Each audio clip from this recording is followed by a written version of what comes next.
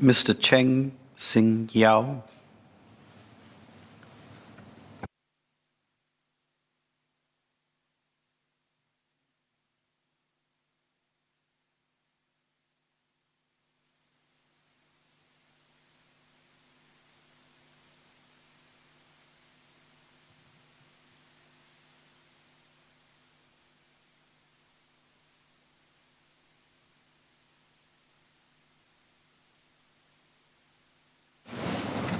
Mr. Deputy Speaker, Sir, I support the budget as outlined by the Minister of Finance.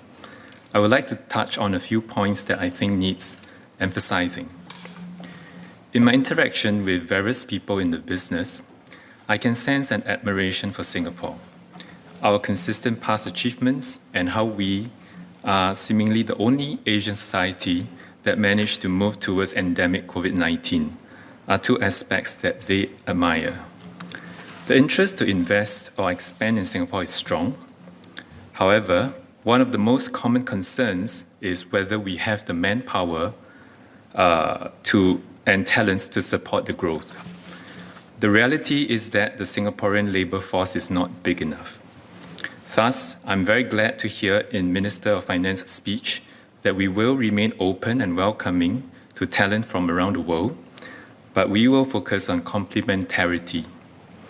This message is very important. I would like to urge the government to repeat and say it more. This is because, of late, the voice of xenophobia has become louder. We need the business leaders and investors to be clear where we stand. As a relatively wealthy nation, some of us might get complacent and believe that economic development is no longer the main priority. That cannot be further from the truth. The various vulnerabilities we face as an island city nation must be familiar to the House members already. And we also have, as Minister of Finance pointed out, more and more social needs that have to be paid for.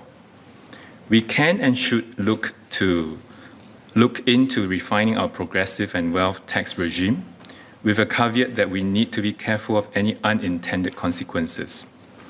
Ultimately, unless we can develop and keep our economy vibrant, we will struggle to keep our budget balanced and start to have surplus again. Every public policy comes with an underlying trade-off. As we become more aware of the trade-offs on the environmental and social aspects, we must not underemphasize the economic ones. The concept of complementarity of foreign labour is an excellent guiding principle that ingenuously addresses all the conflicting concerns. I would like to highlight two considerations when we translate this principle into policies. First, the growth and demand for talents will be extremely uneven across business sectors and companies. Even as some experience huge labour shortage, there will still be a significant number of people who are unemployed or underemployed. As businesses are being disrupted at a faster pace, so will the rate of displacement of jobs and skills. I expect the pace at which people will find their skills and knowledge getting outdated to increase going forward.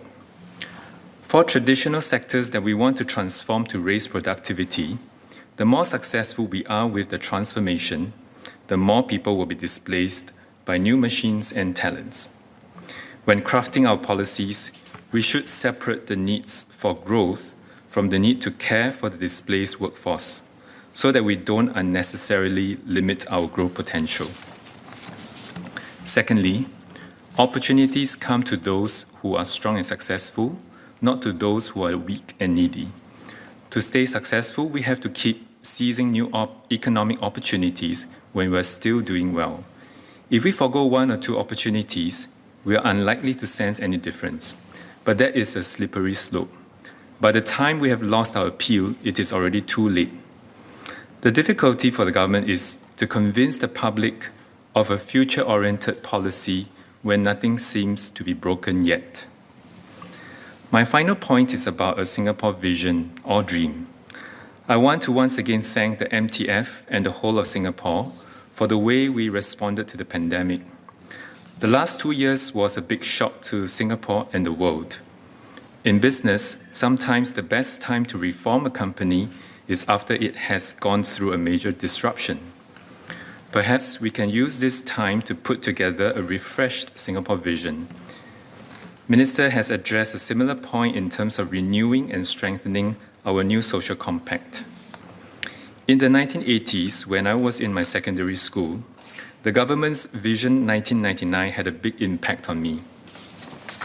It was a vision that covered many different aspects, but the parts that I related to the most were the target for Singapore to achieve the Swiss standard of living then by 1999 and the plans for Singapore's new downtown. The latter played a part in why I have become an architect and joined the URA to be an urban planner. For mid-career folks like myself who have gone from having handwritten letters to emails and then social media, what would inspire us? For the young ones who are digital natives, what would inspire them? It would be exciting to find out.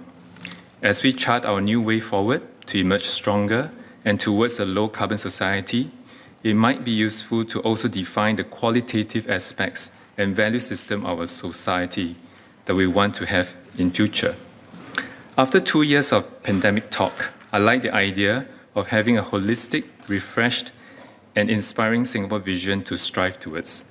With this, I support the budget. Thank you very much.